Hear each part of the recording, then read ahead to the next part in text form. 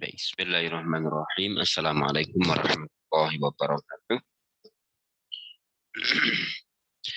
Alhamdulillahirabbil alamin. Alhamdulillahilladzi hadana li hadza wa ma kunna linahtadiya laula an hadanallah. Asyhadu an la ilaha illallah wa asyhadu anna Muhammadan abduhu wa rasuluh. Allahumma shalli wa sallim wa barik ala sayyidina Muhammad wa ala ali Muhammad. Subhanaka la ilma lana illa ma 'allamtana innaka antal alimul hakim. Rabbi syrah li sadri wa yassir li amri wahlul 'uqdatam min lisani. Mari kita awali dan kita dengan sama-sama kita Fatihah. Mudah-mudahan Allah memberikan ridhonya. Ila hadratin Nabil Mustafa sallallahu alaihi wasallam. Tabi'in tabi'at. Jamin malaikat. Al-Fatihah. أعوذ بالله من الشيطان الرجيم بسم الله الرحمن الرحيم الحمد لله رب العالمين الرحمن الرحيم مالك يوم الدين إياك نعبد وإياك نستعين اهدنا الصراط المستقيم صراط الذين أنعمت عليهم غير المغضوب عليهم ولا الضالين ثم الجماعة شيخ حسن بن دهلان وصوله وفروعه يوم الفاتحة. أعوذ بالله من الشيطان الرجيم بسم الله الرحمن الرحيم الحمد لله رب العالمين الرحمن الرحيم مالك يوم الدين إياك نعبد وإياك نستعين الصراط المستقيم صراط الذين أنعمت عليهم غير المغضوب عليهم ولا الضالين آمين.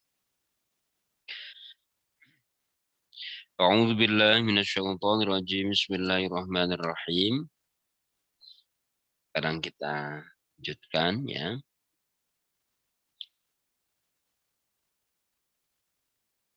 Di ayat yang ke berapa? 28 ya, 28. Surah Yasin 28 sampai 32. A'udzu billahi minasyaitonir rajim. Bismillahirrahmanirrahim.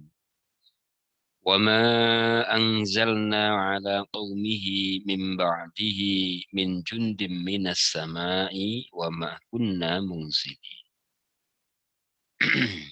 In kanat illa sayhatan wahidah fa idahum khamidun. Ya hasratan 'alal 'ibad ma ya'tihim mir rasulin illa kanu bihi yastahzi'un. Alam yarau kam ahlakna qablahum minal quruni annahum ilaihim la yarji'un. Wa in kullun lamma jami'un ladaina ya. Wa ma anzalna ala qaumihi min ba'dihi min jundin minas sama'i wa ma kunna munzilin. Setelah meninggalnya orang itu, kami tidak lagi menurunkan utusan dari langit untuk mereka. In kanat illa sayhatan wahidah fa idahum khamid. Kecuali satu jeritan yang sangat memekak. Sayhatan wahidah. Tiupan trompet sekali yang sangat besar. Fa idahum khamidun, dan mereka binasa tiada tersisa. Ya hasratan 'alal 'ibad. Sungguh sangat besar ujian hamba yang terlibat penolakan risalah. Ma ya'tihim mir rasulin illa kanu bihi yastahzi'un. Semua rasul yang mengajak kembali menyembah Tuhan diejek.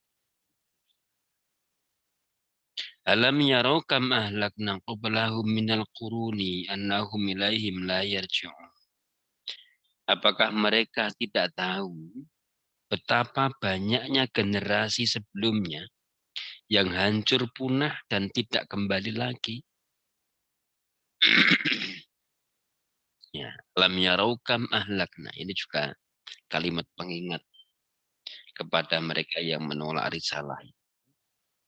Apakah mereka tidak sadar betapa ahlakna qablahum, kami telah binasakan orang-orang sebelumnya, kaum-kaum sebelumnya, generasi-generasi sebelumnya, annahum ilahim la yarji'un, dan tidak pernah kembali lagi begitu mereka dibinasakan. Wa in kullun lamma jami'un ladaina muhdar. Mereka pasti dihadapkan kepada kami dan dituntut tanggung jawab. Lama jami'un ladaina. Ladaina kepada kami Allah muhdharun. Mereka akan dihadirkan. Jadi semua manusia tadi akan dihadirkan. Kita baca menjelaskan dulu. Kepada penduduk daerah itu yang a priori menolak beragama tauhid, Allah tidak lagi menurunkan sesuatu yang menyelamatkan dan memang tidak diperlukan. Karena apapun yang disampaikan kepada mereka pasti ditolak. Yang di depan mulai didatangkan 2 orang. Ditolak. Fa'azzazna bitsalitsin, kami kuatkan lagi dengan yang ketiga, ditolak. Dan mereka mengancam, la ilam tantahu, apa ini? Lanarjumanakum walai masan. Kalau kamu nggak berhenti, kamu akan kami rajam. Bahkan Rasul-Rasul tadi, para juru dakwah tadi diancam. Kemudian sampai dikuatkan oleh salah satu orang di situ. Wajah min aqsal Madinah. Satu orang penduduk di situ yang dia sudah mendapatkan hidayah duluan. Udah teman-temanku semuanya kira-kira ikuti saja. Ikuti saja juru dakwah tadi. Mereka nggak minta bayaran apapun. Mereka ikhlas memberikan dakwahnya kepada kalian. Ikuti saja. Itu pun ditolak. Akhirnya ketika itu semua ditolak, maka Allah sudah nggak perlu lagi menurunkan Rasul kepada mereka. Jadi ketika satu daerah itu sudah berkali-kali menolak utusan Rasul, orang yang sudah berkali-kali menolak ajakan baik, akhirnya kan oleh Allah akan dibiarkan saja. Nah, ketika dibiarkan itu, nah itu yang ini yang binasa ya. Ingkanat illa sayhata wahid. Satu kepakan saja, hentakan saja, satu suara jeritan saja, mereka akan binasa. Ya ini kalau kita refleksikan ke dalam diri kita masing-masing. Ketika kita berkali-kali menolak datangnya hidayah. Hidayah itu kan pasti datang ketika kepada kita melalui berbagai jalur. Itu pasti. Karena Allah dengan Rahman Rahim itu enggak tega. Hambanya itu tersesat. Nah ketika ada orang yang dia jalannya itu tidak sesuai dengan jalur, itu pasti akan diingatkan oleh Allah. Pasti.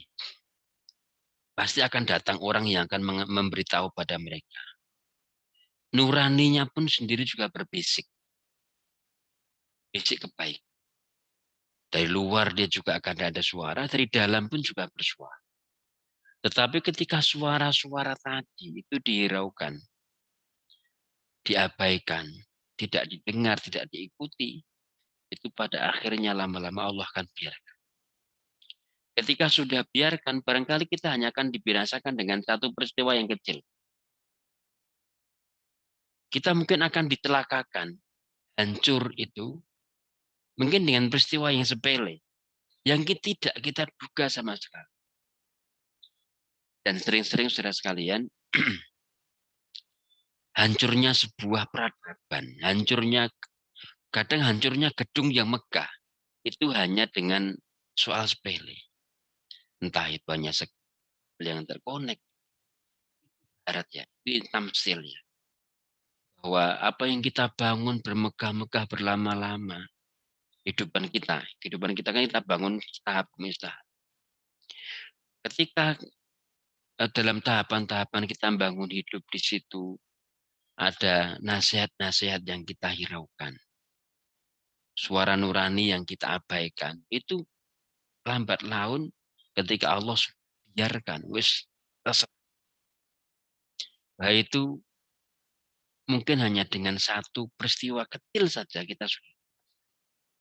Ini juga kesan makna yang kita tangkap dengan hingga illa soihatan wahidah baidahum khamid. Hanya dengan satu deritan saja, dengan satu suara saja, mereka sudah bisa binasa.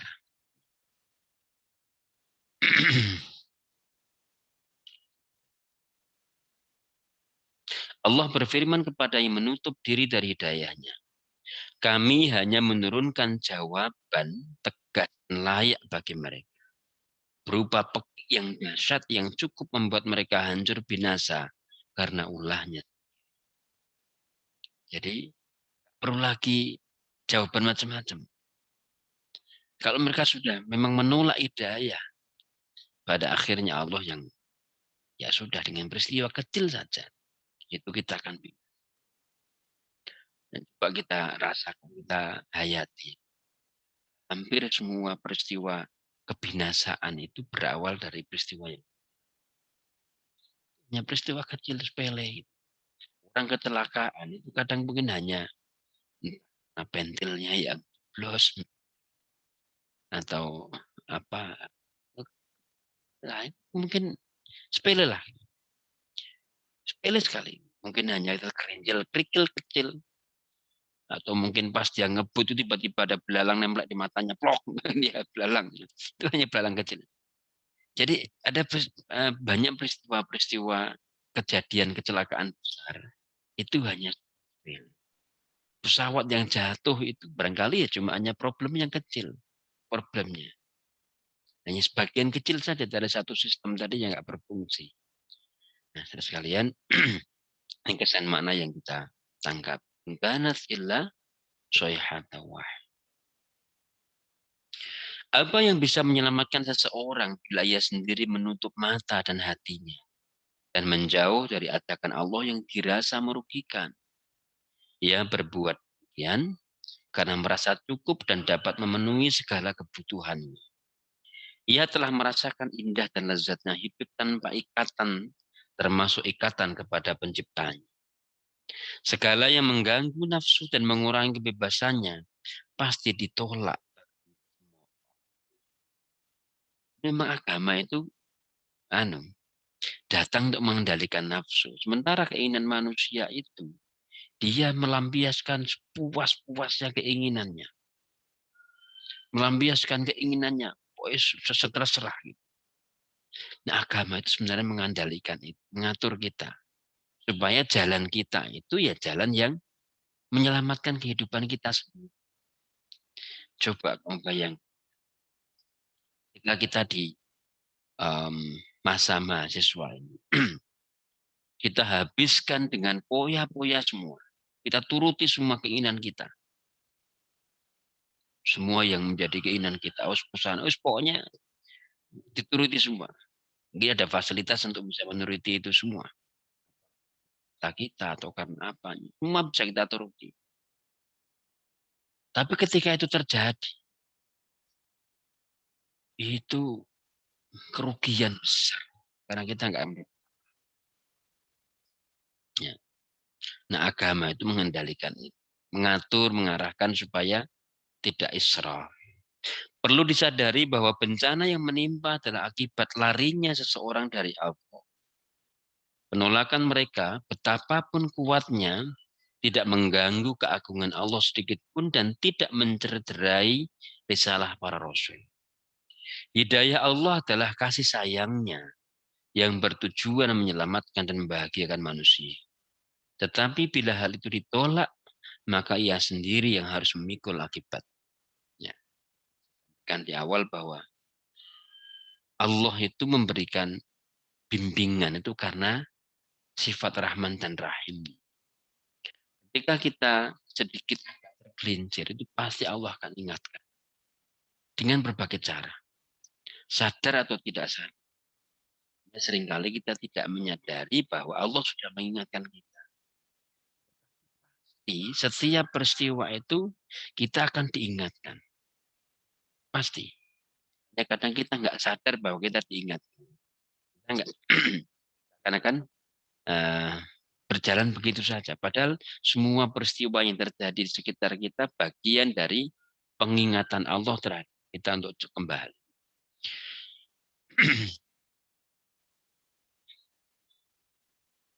Bukankah telah banyak kaum yang hancur karena salah sendiri? Tidak kembali hidup di kampung halaman bersama keluarganya. Yang masih tinggal hanya ke puing-puing yang meratapi nasib. Kelak seluruh manusia yang dahulu dan yang akan datang pasti dikumpulkan untuk menghadap Allah mempertanggungjawabkan segala perbuatannya. Seorang mukmin harus mewaspadai peristiwa hari pengadilan yang pasti terjadi itu dengan sikap yang positif, mendekat kepada Allah dengan ketakwaan yang makin ditinggi. Wa in kullu lamma jami'un ladaina muhdur. Semuanya akan dihadirkan kepada Allah.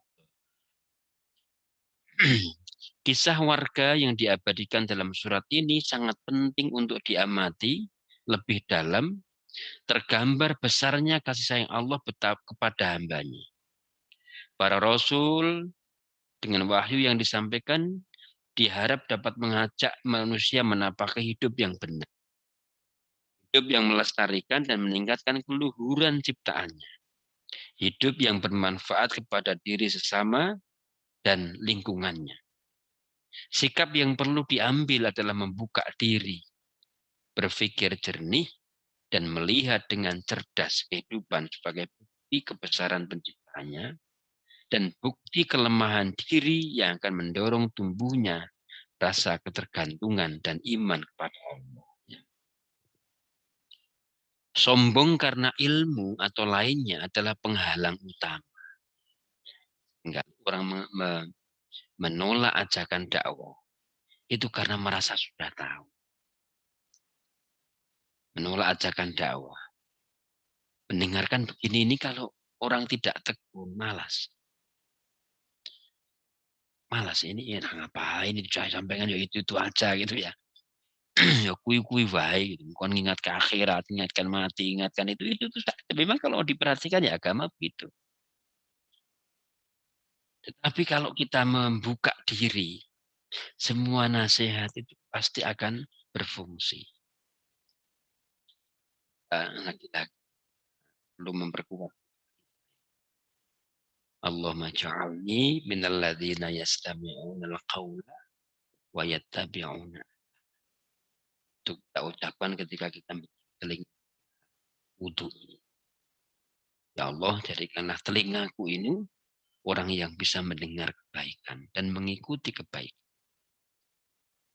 Karena itu kita mau mendengarkan orang lain itu sudah representasi dari berpikir positif. Coba kalau kita isinya berpikir negatif kepada orang lain. Kamu kepada dosen, kepada siapapun, itu kalau dilandasi sikap yang tidak baik dulu, sikap suudzon atau sikap tidak suka dulu, kamu nggak akan suka mendengarkan. Jadi kemampuan mendengarkan nasihat itu sebenarnya landasannya berpikir positif. Pikir positif kepada yang berbicara. Kalau pikirannya sudah negatif, nah itu nggak akan mendengarkan. Nah ini yang uh, sombong karena ilmu atau yang lainnya. Ini yang disampaikan Prof. Zeni. Merasa lemah membuat waspada, arif dalam berbuat. Ia berpikir jauh sebelum bertindak dan melangkah. Nah, ayat-ayat berikutnya mengajak kita melihat ciptaan Allah agar dapat menuntun beriman dan bertakwa kepadanya. Nah, setelah di rentetan ayat ini ya, Quran ini, di Yasin ini, setelah berbicara tentang penegasan kebenaran Rasul Muhammad, Yasin wal Qur'anil Hakim, innaka laminal mursalin. Kemudian bicara tentang uh, apa penduduk satu kaum ya, kaum yang mereka menolak ajakan para rasul dan seterusnya. Nah, nanti ayat berikutnya itu tentang kita dituntun untuk mengajak, untuk melihat ayat-ayat kebesaran Allah, untuk menyadarkan. Nanti yang di ayat 33 sampai ayat 40. Mudah-mudahan yang kita pelajari ini ada manfaatnya, ada faedahnya. Dan kita akhiri bersama dengan baca hamdalah dan alhamdulillahirabbil alamin. Subhanakallahumma bihamdika anta la ilaha illa anta. Assalamualaikum warahmatullahi wabarakatuh.